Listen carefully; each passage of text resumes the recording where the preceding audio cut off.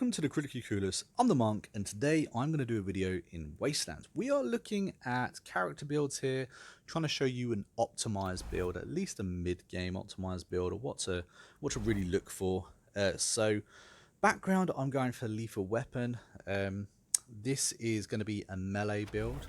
My guy particularly is a blunt build. Appearance obviously doesn't matter. Starting weapon, again, it doesn't actually affect your stats, but I've gone for a blunt weapon. This is what I'm actually going for. So attributes, now obviously this does matter quite a bit.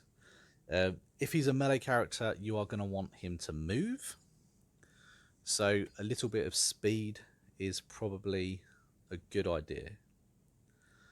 Strength is obviously going to be a must as well, but with your speed you're going to need a coordination that basically allows you to have enough AP in the game. Now this is a start build right at the beginning of the game. You can take off a point on a couple of things and you get, I think it's 14 points.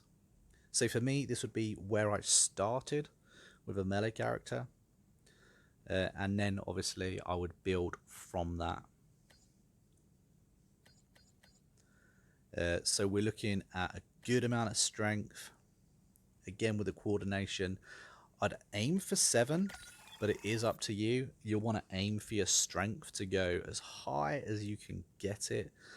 You can see I've gone for 10. It's really useful in this game. Those extra 75 points to health is an immense boost, especially with the quirk that I'm going to pick as well. You're going to want a little bit of luck. It helps with penetration, especially against any armored enemies, unless of course you go for a sharp weapon. That I think has extra penetration in it. Intelligence, I like intelligence, but on this character it's a little bit less needed. I'm going to put that extra skill point in, and also an extra critical chance. And of course, when it comes to skills, I think every single character should have 1 in first aid. Basically, it means that they can use the medipacks. They require 1 first aid to use. You get so many of them in a game. It just seems really silly not to be able to use it and for that to be reliant on 1 character. Animal Whisperer, again, I like having all of my party members to have a pet, as they can have a pet each. And then really the combat is whatever you want. You have to remember that brawling and melee are actually a little bit different. This is a melee character, so I'm going with melee. And if you look, 6, it actually has its own blunt perk, which is something that I'm after. So if you're going to go with a blunt, a minimum of 6 is probably where it's going to be at. Obviously, if you can max it, you obviously get increased attack bonuses for that.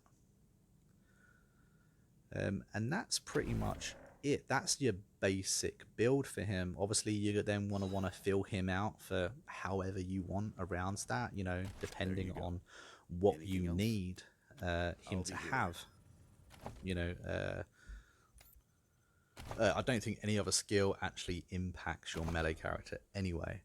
So let's have a little look-see at perks. There are some good ones. Obviously, I like to have the extra health, and I like to have Harden. I don't know if I showed you me putting it on, but the quirk I had basically means that I can't be picked up if I get downed in the game. Because of that, I get extra health every time I level up, and that's really good. You end up with a mass of health on this guy. I believe the quirk's called Medical Marvel. Finally, the 2 perks I've got, Blood Sport and Stunning Blow. Both of them stun your opponent, and after that, you're all done. Hope you enjoyed the video, guys.